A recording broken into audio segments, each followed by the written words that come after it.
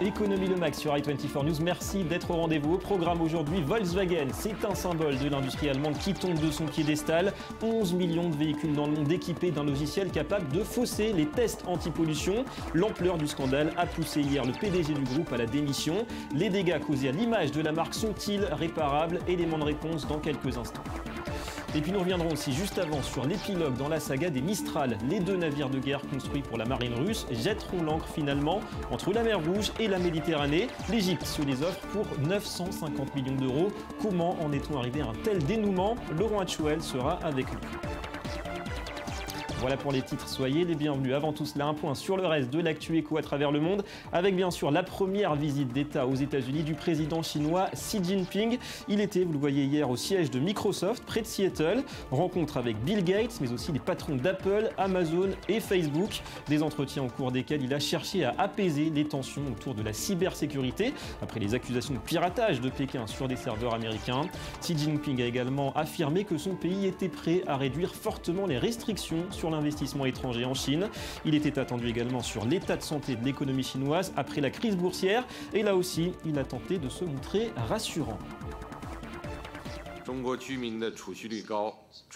Le taux d'épargne est élevé et le grand potentiel de nos politiques macroéconomiques innovantes nous ont mis dans une position financière solide pour soutenir la croissance économique. La population urbaine va augmenter de 10 millions par an et cela induira près de 200 milliards de dollars d'investissement dans les infrastructures. La Chine est pleinement capable de maintenir une croissance relativement élevée sur une longue période, en offrant un vaste marché et un soutien solide pour l'économie mondiale. Autre dossier au menu de cette visite d'État du leader chinois, la méga commande de la Chine auprès de l'avionneur américain Boeing. 300 avions, 50 gros porteurs et 250 moyens courriers 737. Et une facture historique pour Pékin, 38 milliards de dollars. En échange, Boeing devra implanter sa première usine hors des frontières américaines. Il s'agira d'un centre de finition qui s'installera donc dans l'empire du milieu.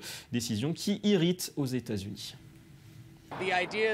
L'idée que la Chine utilise des pratiques déloyales en matière de travail qui incitent les entreprises américaines à transférer nos emplois à l'étranger a quelque chose de répugnant. Les travailleurs américains travaillent très dur. Notre syndicat a lutté pendant près de 100 ans pour obtenir les droits que nous avons. Les entreprises américaines ne doivent pas bénéficier des allègements fiscaux du gouvernement et transférer encore nos emplois à l'étranger.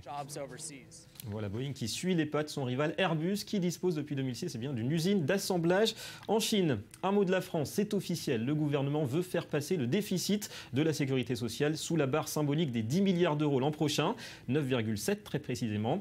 Objectif dévoilé ce jeudi avec les pistes d'économie car il faudra limiter les dépenses dans un contexte de faible croissance, d'inflation nulle et de niveau de chômage toujours élevé avec une baisse forcément des cotisations. Pour cette année, le déficit cumulé de la Sécu devrait atteindre 12,8 milliards d'euros, 400 millions de moins qu'en 2014. Et puis la Somalie tente de relancer son économie laminée par 25 ans de conflits civils. Le président a indiqué travailler sur une nouvelle loi pour attirer les investisseurs, avec notamment à la clé des réformes des finances publiques. Il détaille d'ailleurs les marchés concernés. La Somalie a exporté des produits agricoles, de l'élevage et de la pêche. Ce sont quelques-uns des nouveaux moteurs de notre économie et cela se fait principalement via le secteur privé. Nous avons exporté du bétail vivant, de la viande, des cuirs et des peaux, mais aussi des poissons et d'autres produits de la mer. Il y a également le sésame, la banane et d'autres fruits.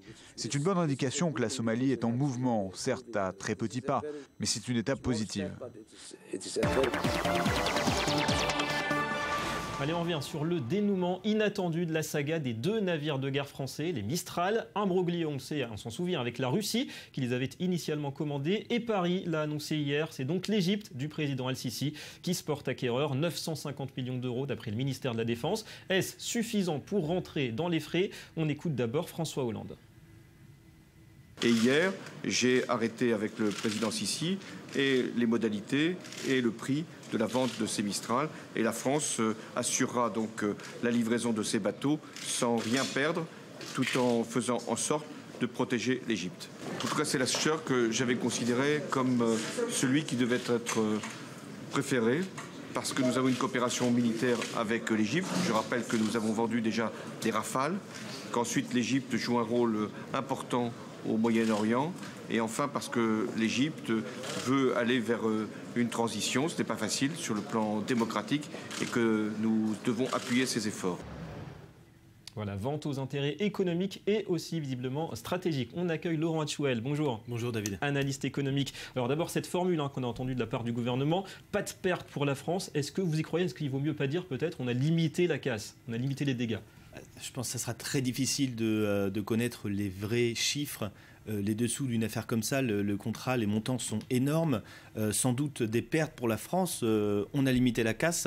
Car on a réussi quand même à vendre le Mistral, mais des pertes dont on ne saura jamais le montant, je pense. Ouais. Et l'Égypte qui se porte acquéreur, l'Égypte qui a déjà aussi acheté des Rafales, des avions Rafale. On sait que l'économie est fragile, il y aura peut-être l'Arabie Saoudite qui va donner un petit coup de pouce pour payer les factures. Bon, c'est peut-être pas l'acquéreur de rêve non plus. On est dans un dossier géopolitique très intéressant. On peut se demander si finalement la France, en vendant son Mistral à l'Égypte, n'a pas indirectement vendu à la Russie ce navire. Donc l'Égypte achète le Mistral financé par l'Arabie Saoudite, en partie par l'Arabie Saoudite. Avec Al-Sisi était en Russie visiter Poutine il y a 3 semaines. Il y a eu des exercices navals d'ailleurs au mois de juin, je crois, fin juin, entre l'Égypte et la Russie. Et la Russie, donc finalement, la France vend le Mistral à un allié de la Russie. On peut dire qu'indirectement, il a vendu son Mistral à la Russie en le vendant à l'Égypte. Un petit arrangement entre Le Caire et Moscou, ça c'est sûr, et peut-être avec Paris. C'est sûr, et c'est sur la table. Sisi était voir Poutine, l'Arabie Saoudite finance, on voit tous les alliés stratégiques de la France indirects qui sont des éléments forts de cette affaire. Alors plus globalement, quand on regarde un petit peu les ventes, que ce soit du Rafale ou du Mistral, on voit que la France a quand même du mal à vendre ses joyaux technologiques. Où est le problème d'après vous? 2 problèmes. 1, la concurrence internationale, qui est de plus en plus importante sur ces secteurs-là, avec les nouvelles technologies, peut-être un peu de retard pris par la France. Et deuxièmement, quel est le positionnement stratégique de la France à long terme? Quand on vend un Mistral, on en vend aussi un accompagnement pendant des années. Alors, il faut savoir quel est le positionnement de la France. Si la France se positionne au niveau de la ligne politique des États-Unis, sa propre stratégie internationale. Donc tout ça fait qu'avant d'acheter, de passer des contrats aussi importants, on voit des intérêts stratégiques à long terme. Merci beaucoup Laurent Hatchouel. Vous restez avec nous. On se penche justement sur un autre dossier. Est-ce le début de la fin pour l'empire Volkswagen? Qualité, sérieux, avant-gardisme, autant de valeurs qui font l'image de la marque du groupe depuis plusieurs décennies maintenant, et tout cela qui s'écroule après les révélations d'un scandale de tests anti-pollution truqués. Le PDG a démissionné hier sous la pression. Est-ce un coup dur pour l'ensemble aussi de l'industrie automobile? L'effet d'abord avec Johanna Citruc. Je m'excuse profondément auprès de nos clients, des autorités et de l'opinion publique pour cette faute. Ces excuses face caméra diffusées en début de semaine n'auront pas suffi à convaincre. Mercredi, le patron de Volkswagen a été contraint de démissionner. Martin Winterkorn nous a proposé de démissionner de son poste de directeur général. Le conseil de surveillance a accepté cette décision avec beaucoup de respect pour M. Winterkorn. Le constructeur automobile est accusé d'avoir mis au point un logiciel capable de fausser les contrôles anti-pollution. Les consommateurs pensaient alors acheter des voitures respectueuses de l'environnement. Une fraude qui concernerait 11 millions de véhicules à travers le monde. L'une des raisons pour lesquelles j'ai acheté cette voiture diesel, c'est pour sa consommation faible et parce qu'elle était propre. Et le pire, c'est qu'on vient de la faire vérifier. Et maintenant, on découvre que tout cela était une farce. Ça fait mal au cœur. Avec ses 12 marques et ses 200 milliards d'euros de chiffre d'affaires annuel, le groupe Volkswagen est un pilier de l'économie allemande. Le secteur automobile représente 14% du PIB national et près de 20% des exportations.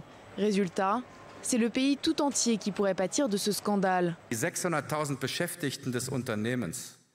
Les 600 000 employés de cette entreprise ne doivent pas faire les frais de cette manipulation. Nous devons faire attention à ne pas entraîner des dommages au niveau mondial pour tout un secteur.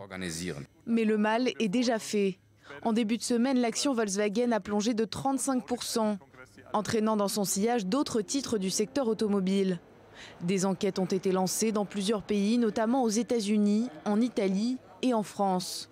faut absolument que les intérêts de ces victimes soient défendus. Les victimes, ce sont les salariés qui sont fragilisés, ce sont les consommateurs qui ont été trompés et c'est aussi l'État qui verse des primes pour l'achat de véhicules propres et donc il y a aussi un vol de fonds publics.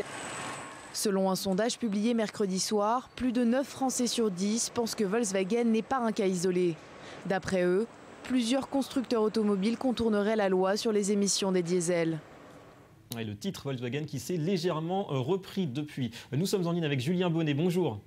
Bonjour. Vous êtes journaliste pour l'usine Nouvelle. L'automobile, c'est une industrie où peut-être plus qu'ailleurs, la marque renvoie immédiatement une image de qualité, de standing. Ça prend du temps de se construire une image. Finalement, est-ce que ce sera rapide, d'après vous, de la détruire dans le cas de Volkswagen ? Ah oui, alors c'est certain que l'image de Volkswagen est bien écornée par cette affaire. Alors surtout, cela arrive au moment où le groupe allemand s'apprêtait à piquer sa couronne de numéro 1 mondial en termes de vente automobile cette année, donc un point vraiment important de son histoire. Et cela après des années de développement hors d'Europe, notamment aux États-Unis, où ces deux marques, donc Volkswagen et Audi, sont directement mises en cause. Donc après, au cours de son histoire, le géant allemand a déjà su se relever après des épreuves, et ça reste un empire industriel colossal avec énormément d'usines à travers le monde et presque 600 000 salariés. Donc tout dépendra aussi des prochaines enquêtes conduites en Europe et qui pourraient révéler d'autres pratiques illégales chez ses concurrents. Donc Volkswagen serait alors seulement le premier et non plus le seul à avoir été débusqué sur ces pratiques douteuses. Volkswagen qui venait de prendre la tête en premier semestre devant Toyota des constructeurs avec sa constellation de marques, on le sait, Skoda, Seat, Audi. Alors le scandale aura éclaté étrangement en plein salon de Francfort, le grand rendez-vous tous les 2 ans de la vitrine un petit peu de l'auto Made in Germany. Est-ce que c'est aussi l'image de l'automobile dans son ensemble qui a été écornée ou bien au contraire certains constructeurs, on pense aux Français d'ailleurs, pourraient peut-être en profiter des malheurs du géant allemand ? Alors oui, c'est sûr que vu l'importance de Volkswagen dans le secteur et compte tenu aussi que les tests anti-pollution sont dénoncés depuis de nombreuses années chez l'ensemble des constructeurs, c'est sûr que c'est toute l'industrie auto qui a une image un peu dégradée, comme le montrent également les sondages qui indiquent que les Français notamment pensent que la plupart des autres constructeurs pratiquent également ce genre de manipulation. Alors le seul problème pour les constructeurs français, c'est qu'ils restent encore particulièrement attachés au diesel. On a toutefois senti un virage ces dernières années avec davantage d'efforts sur les motorisations essence, mais aussi l'hybride pour PSA ou le 100% électrique pour Renault. Mais au niveau mondial, je pense que c'est surtout les constructeurs américains et japonais, Toyota en tête, le Japon étant un des premiers pays dans le monde à avoir tourné complètement le dos au diesel, qui ont une longueur d'avance pour éventuellement grappiller des parts de marché à Volkswagen et à d'autres constructeurs. Merci beaucoup Julien Bonnet pour toutes ces explications. Laurent Hachouel, je me retourne vers vous. Alors pour Volkswagen, l'image de marque c'est sacré forcément. On va s'intéresser un petit peu aux problèmes de fond induits par ce scandale. Il y a des menaces d'amende, des menaces de sanctions, donc des pénalités financières. Est-ce que finalement c'est pas plus un problème commercial que financier ? Ce scandale. Il va y avoir des conséquences financières avec, faut rapatrier les voitures, il va falloir faire des contrôles, un manque de confiance vis-à-vis du consommateur, mais un effet commercial qui est très très important. C'est-à-dire que l'image de marque des voitures allemandes, c'est la qualité. Y compris aux États-Unis. Y compris aux États-Unis. Alors, il faut savoir que cette histoire de normes, la voiture est aux normes européennes, mais pas aux normes américaines. C'est ça qu'on ne dit pas beaucoup. Qu'on dit pas beaucoup. On n'a pas encore dit que les normes américaines sont beaucoup plus difficiles que les normes européennes, sans doute pour l'histoire de protectionnisme. Cette voiture sont vendues normalement en Europe. Cependant, l'image de marque, rappelez-vous cette publicité de Claudia Schiffer avec un crash test qui avait vanté l'image de marque, la solidité allemande et la qualité allemande, cette image va être écornée. On peut se poser quand même des questions sur l'avenir financier du groupe, au moins à court terme, et surtout les ambitions aussi de s'installer durablement, on l'avait dit, en tête du classement des constructeurs. Est-ce qu'il y a une menace d'après vous, ou est-ce que ça peut quand même reprendre ? Il est un peu tôt pour tirer les conséquences. Ça va donner un coup de frein à Volkswagen. L'Allemagne ne laissera jamais tomber Volkswagen, mais ça va donner un coup de frein à cette entreprise qui était revenue de très très loin et qui était un emblème de la réussite allemande de ces dernières années. Ouais. Alors on a oublié justement d'y penser, vous l'avez mentionné, Volkswagen c'est l'un des plus forts symboles de l'Allemagne triomphante, l'Allemagne qui exporte, deuxième exportateur mondial, qui est perçu aussi comme un modèle de rigueur. Quelles sont les conséquences maintenant, peut-être pour l'Allemagne aussi ? Est-ce que c'est l'industrie dans son ensemble qui est écornée ? Non, je ne crois pas. Vous savez, le secteur automobile est très particulier. avec ces tests qui sont faits tout le temps, ils sont toujours à la limite de la sanction. Donc pour moi, il n'y a pas de conséquences pour l'ensemble de l'industrie allemande. Cependant, 2 chiffres, un salarié sur 7 travaille dans l'industrie automobile.